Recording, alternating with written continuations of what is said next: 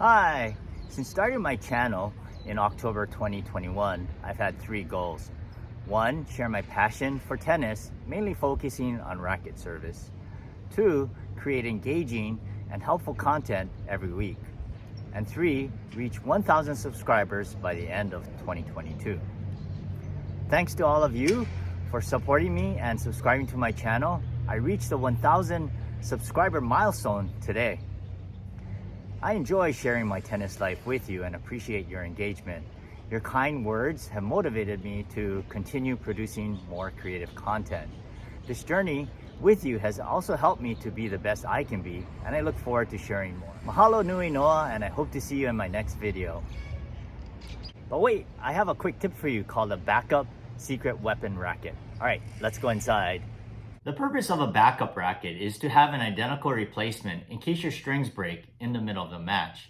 And that works great if you're that type of player. But are you the type of player that rarely breaks strings and end up cutting them out when it's time to restring them?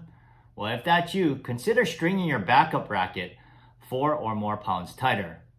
Now, before I get into the rationale, I'm assuming 2 things. 1, you don't have any arm issues, and 2, both rackets have fairly close or matching frame specifications. Okay, so let's talk about the scenario. Let's say you're playing a match and you just lost the first set, and you're trying to regroup and think about what you did wrong and what you could do better. Sometimes it's just a matter of reset, and some players will change their shirt in the middle of the sets. It could be a hot day, and it could help you move a little bit faster because you'll feel a little bit lighter not having that sweaty shirt on. Sometimes players will take a look at changing their luck, maybe by using a rally hat or a rally visor.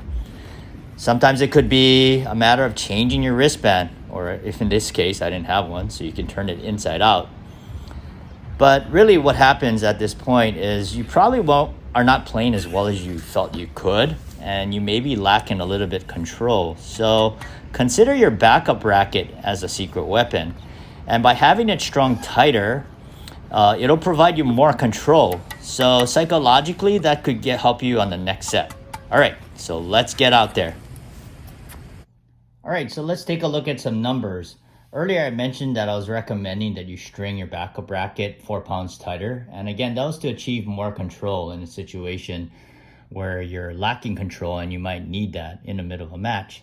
So I have 4 rackets listed here. And for each of the rackets, I have the string set up, different string setups here. But the tensions, what I did is I varied it by 4 pounds. So you can see that this is 56 and 60. Even on the hybrids, you'll notice that the number is always increased by 4 pounds. And this is what I typically would do when I'm recommending a backup racket, especially in the case where a player doesn't break strings. Now, if a person has 3 rackets, I'll usually have them string the first 2 at the normal tension, and sometimes recommend a third to be a different tension. But if they're a string breaker, then they probably want all of their rackets strung at the same tension. Now, I also mentioned that if you're having arm problems, that this might not be for you, because what happens, of course, if you're stringing it tighter, this SBD is the string bed deflection. So it did raise it about 5 units here, and you'll see it's pretty consistent. This one is at 7.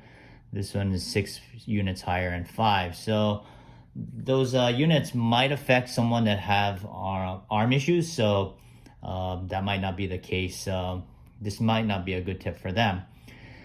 This last percentage right here is what the RDC calculates. So after it takes the string bed deflection, the overall weight, the swing weight, and even the stiffness of the racket, it comes out with this power number.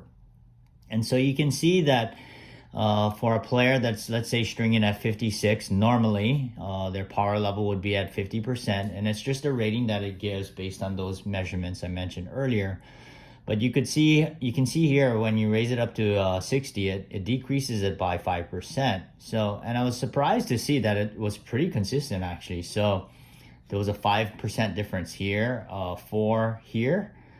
There is 5 again right here, and this one only 3%. But those percentages might not mean a lot. In fact, I think a lot of times when a player will look at that, they'll see that there is a little bit of difference, but if anything, it's going to be a psychological difference. So when I mentioned resetting in the middle of two sets, when especially if you lost the first set, having a reset and maybe thinking like, okay, I'm going to have a racket that has more control will be enough to maybe turn things around. I hope you found today's tip helpful. Thanks for watching. Happy stringing. And as always, let your strings play.